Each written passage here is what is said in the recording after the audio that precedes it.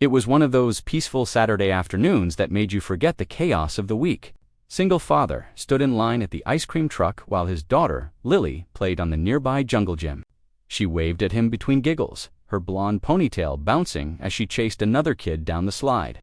Smiling faintly, he lived for these moments. Ever since Lily's mother passed away from cancer 3 years ago, it had been just the two of them. Mark had traded in late nights out for bedtime stories, replaced gym sessions with dance recitals, and swapped a high-paying corporate job for a more flexible role at a local hardware store. It wasn't the life he'd expected, but it was the one he'd chosen. 2 vanilla cones, he said to the vendor, handing over a $10 bill. With cones in hand. Sprinkles, she asked, wide-eyed. Would I forget the sprinkles? Mark said, kneeling to hand her the treat. They sat down together. B. But then something shifted. Mark wasn't sure what caught his attention first. Maybe it was the sound of a child crying, not the kind of cry you hear when someone falls and scrapes a knee, but something deeper, sharper, frightened. Or maybe it was the way people nearby had gone quiet. Same direction. He followed their gaze toward the edge of the park, near the parking lot. Her backpack was slipping off her shoulder, her feet were stumbling to keep up, and she was yelling, "Let go of me." "I don't want to go with you." The man didn't stop, didn't look back. Mark's instincts kicked in. He stood up slowly, handing the rest of his cone to Lily. "Stay here, sweetheart," he said, his voice calm but firm. "Daddy?" Lily asked, confused. "It's okay, just sit tight." Mark had no idea what was happening, but something in that girl's voice made his gut twist. This wasn't nothing, and he wasn't about to wait around and find out the hard way. Mark's heart was pounding as he walked quickly across the grass, eyes locked on the scene unfolding near the parking lot. The man had a tight grip on the girl's arm, pulling her toward a dark blue SUV. She kept resisting. She cried again. Mark scanned the faces of nearby parents. A few were watching with uncertainty, some whispering to one another, but no one moved. Mark had seen it before.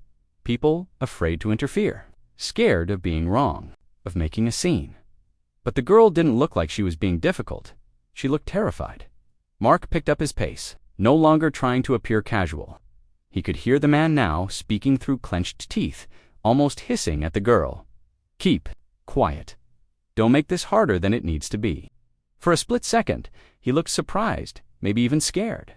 He was in his late 30s, wiry, with a patchy beard and sunglasses too big for his face. He let go of the girl's arm, pretending nothing was wrong. "What's the problem?" the man asked, trying to smile. Mark didn't answer right away. He looked at the girl. Her face was red, her cheeks stained with tears. She clung to her backpack like a lifeline. Her eyes met Mark's, silently pleading. "Is this your daughter?" The man blinked. I said, "What's her name?" More serious, Dot. The man's mouth opened, then closed. "Look, I don't have to explain anything to you. That's not your kid," Mark said flatly. People were beginning to gather now. A woman nearby pulled out her phone, recording another man slowly moved closer. The girl took a few steps toward Mark, still trembling. "Stay back," the man snapped. A quick step forward, a clenched fist, and a clean, hard punch. To the man's jaw sent him stumbling backward onto the pavement. Gasps echoed around the park. The man groaned, holding his face. "He hit me." "She's not your daughter," Mark said again. He didn't even look at him. His focus was on the girl now. "You okay?" "Thank you." Sirens were in the distance. Someone had already called the police. And as the flashing lights approached, heart racing, hands still, clenched, the girl stayed close behind him, her small frame almost hidden in his shadow. Man on the ground groaned, wiping blood from his lip. "You're gonna regret that," he spat.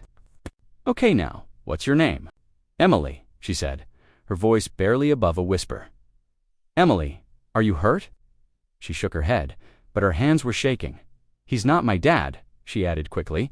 "He told me my mom sent him to pick me up from school, but she didn't. I tried to run, and he grabbed me." Mark swallowed hard. A woman stepped forward, placing a gentle hand on Emily's back.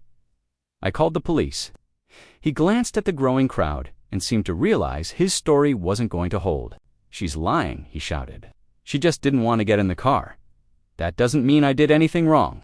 Mark had heard enough. He stood between the man and Emily like a wall. "Just sit down and don't move," he warned. "The cops will sort out who's lying." Minutes felt like hours. Emily clutched the woman's hand, and Mark stayed close, never taking his eyes off the man. Then dashed sirens. 2 officers jumped out, one heading straight for the suspect, the other toward Mark and Emily. "Step back, sir," the officer said firmly to Mark, who raised his hands in cooperation.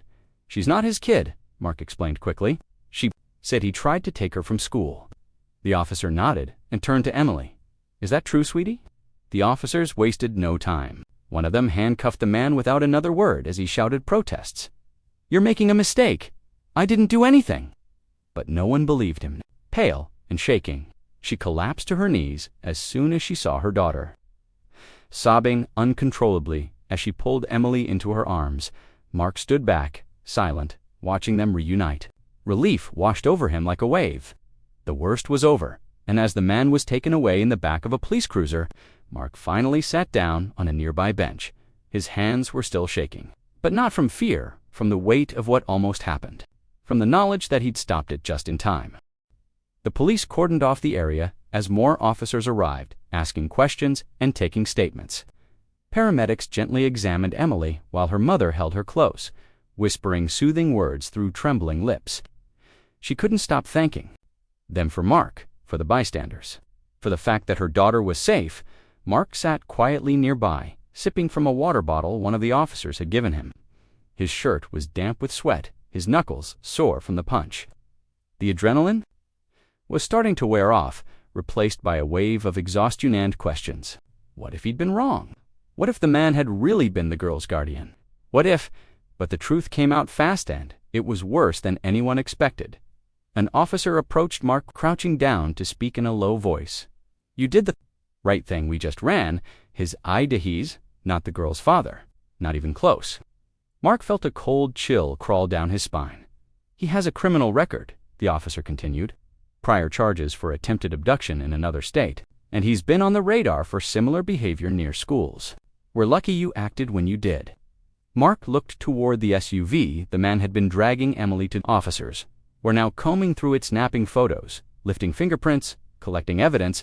What would have happened if he hadn't been there, if no one had stepped in? Emily's mother came over to him, holding Emily by the hand. Her eyes were swollen from crying, but her voice was steady. "I don't even know how to thank you," she said. "You saved her life." Mark shook his head. "I just did what anyone would have done." "No," she said, her voice cracking. "Not everyone would have. Most people just stood there." Emily looked up at him. "I was so scared, but when I saw you, I knew you weren't going to let him take me." Mark gave her a faint smile. "You're really brave. You know that." She nodded slowly, still holding her mom's hand tightly. A few local news reporters had shown up by now, alerted by someone's social media post. Cameras flashed, and microphones were being shoved toward the officers and witnesses. A few people pointed at Mark, whispering. A reporter tried to approach him, but he politely declined. "This isn't about me," he said, but whether he liked it or not, the story was out. By the time he and Lily returned home later that night, his name was already trending online. People were calling him a hero, a title he wasn't sure he deserved. He hadn't thought, he hadn't planned, he had just acted. Because something in that moment told him, if he didn't, no one else would. And now, a little girl was sleeping safely in her own bed because of it.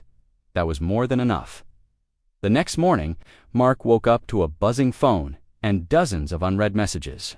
Friends, coworkers, even people he hadn't heard from in years were texting him links to news articles, social media posts, and video clips. Headlines read, "Local dad stops kidnapping. Attempt punches first, asks later. Single father hailed as hero after saving young girl. Everyday hero, Mark Reynolds, quick action saves child." Lily was sitting at the kitchen table, eating cereal with wide eyes.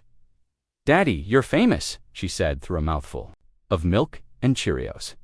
Mark chuckled softly and rubbed his eyes. "I didn't do it to be famous, sweetheart. I know," she said. "You did it 'cause you're a dad. That's what you always say." Mark walked over, kissed the top of her head, and sat down beside her. His phone kept vibrating, but he silenced it. The attention felt strange, undeserved even. In his mind, he hadn't done anything extraordinary. He'd done what any parent should do when a child is in danger. Later that day, the doorbell rang. It was Emily and her mother.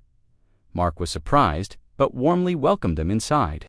Emily had drawn a picture crayon figures of him, her, and Lily, all standing in front of the park, with the words, "Thank you, Mr. Mark," written in shaky handwriting at the top. "I wanted to give this to you," Emily said, handing it over. With a shy smile, Mark knelt down. "This is the best thank you I've ever gotten," Emily's mom added. "They caught him trying to do the same thing 2 years ago, but no one could prove it.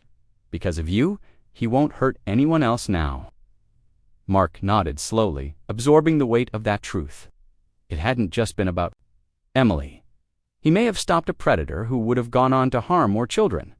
When they left, Mark sat on the couch, holding the drawing in his lap. Lily climbed up next to him and leaned her head on his shoulder. "You were really brave," she said softly. Mark looked at her.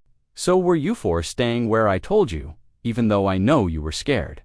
She nodded. "I wasn't scared. I knew you'd come back." He smiled, wrapping an arm around her. That simple faith meant more to him than any headline, praise, or viral video. In the end, Mark didn't care about being a hero. He didn't need recognition or awards or interviews. What mattered most was that a little girl was safe. That Lily had seen what it meant to stand up for someone, even a stranger. And that when it counted, he had done the right thing. Not because it was expected, not because people were watching, but because, at his core, he was a dad. And that was all the reason he needed.